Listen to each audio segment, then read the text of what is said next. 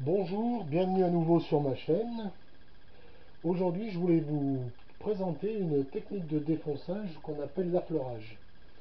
Alors bon, c'est connu, archi connu, hein, j'ai rien inventé non plus, hein. Alors le projet, c'était de faire un coffre à bijoux en forme de cœur. Donc c'est ma fille qui m'avait demandé ça, bien entendu, elle ne m'a pas demandé un coffre carré, non, non, en forme de cœur, hein.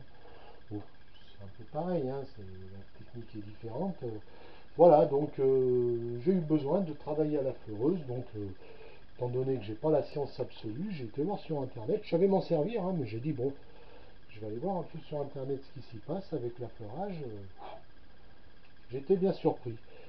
Alors, comment on pratique? D'abord, qu'est-ce que c'est l'affleurage? Pour ceux qui ne sauraient pas, bon, je pense que la plupart des gens savent, il y en a qui ne savent pas.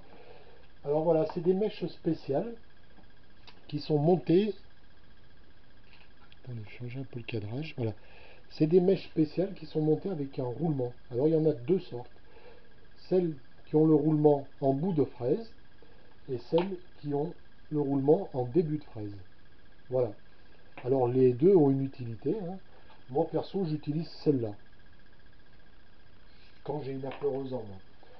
Alors comment ça fonctionne? Ça c'est, je ne vais pas m'éterniser là-dessus, hein.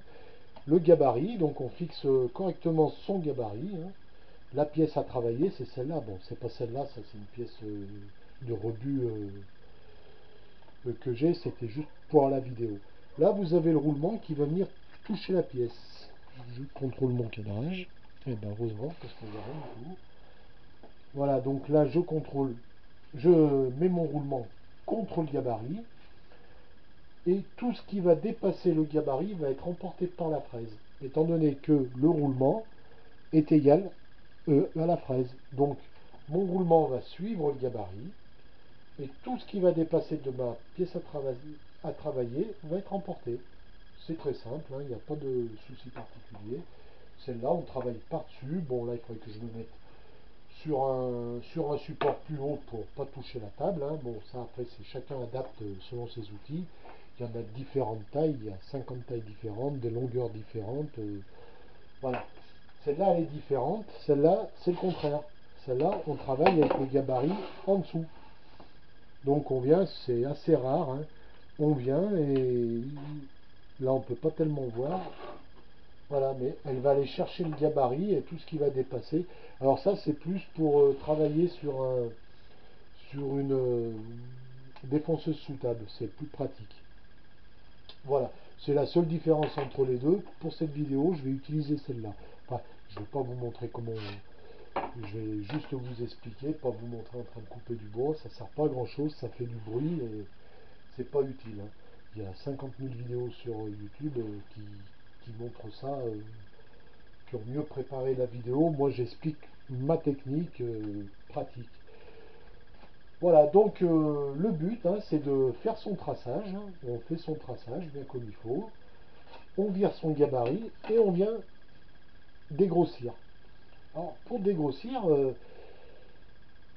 ce qui m'a étonné, ce qui m'a donné l'envie de faire cette vidéo, c'est que, alors, quand j'émets une critique, j'émets toujours une critique par rapport à des vidéos que j'ai vues de professionnels, hein. Je ne viens pas critiquer le petit amateur qui fait sa petite vidéo comme moi et qui sait peut-être pas. Donc celui-là, je dis bon, ben, il sait pas, à la rigueur, je lui file un petit mot. Mais ça, je ne critiquerai pas parce qu'on a tous à apprendre. Mais quand je vois des gars dans un atelier high-tech, des professionnels, alors ce que j'ai vu, c'est que le pélo, bon, ben, il vient avec sa scie sauteuse, brrr, il coupe très bien, mais il laisse un centimètre.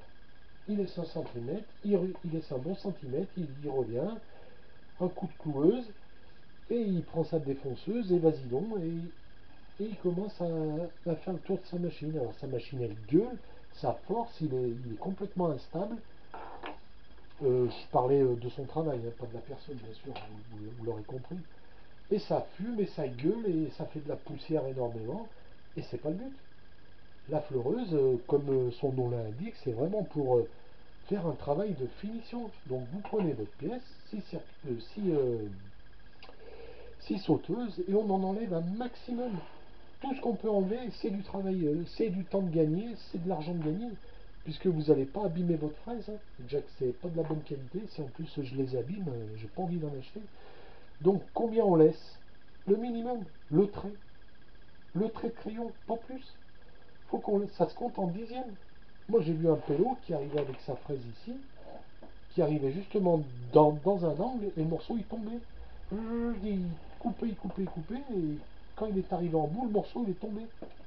Parce qu'il fait de la découpe. C'est pas une fraise à découper, c'est une fraise à affleurer. Donc c'est fait pour en prendre le minimum de chez minimum. Faut pas s'amuser à travailler. Une fois que vous avez bien travaillé votre pièce, alors à la scie sauteuse, à la ponceuse, à la lime électrique, à la râpe, à ce que vous voulez, il faut en enlever un maximum. Ici vous rentrez, de toute façon vous ne passerez pas avec la fraise sur cette partie, vous n'arriverez pas à passer avec la fraise, et surtout celle-là elle est grosse, donc je vais m'arrêter par là. Donc tant qu'à faire, on travaille tout de suite sa pièce ici et on est tranquille. Donc une fois que tout ça est fait, eh ben, on se replace. Là on est quasi, c'est quasi fini quoi. On recloue, un coup d'affleureuse, c'est de la promenade, c'est même pas de la randonnée, c'est carrément de la promenade. On fait ça, ça passe tout seul. Ça force pas, ça.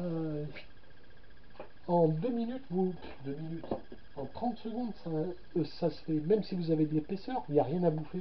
Elle force pas, elle tourne quasi dans le vide votre machine. Et c'est tout. J'ai vu un gars il y a 2 3 jours, il faisait un chapeau de gendarme pour poser sur un buffet. Le gars, plein but, carrément dans la matière. Et il s'affumait, il a coupé sa vidéo 4 fois pour y faire. Au final, il sort son truc, il est tout content, il dit voilà ce qu'on arrive à faire avec la fleureuse. Un professionnel, hein.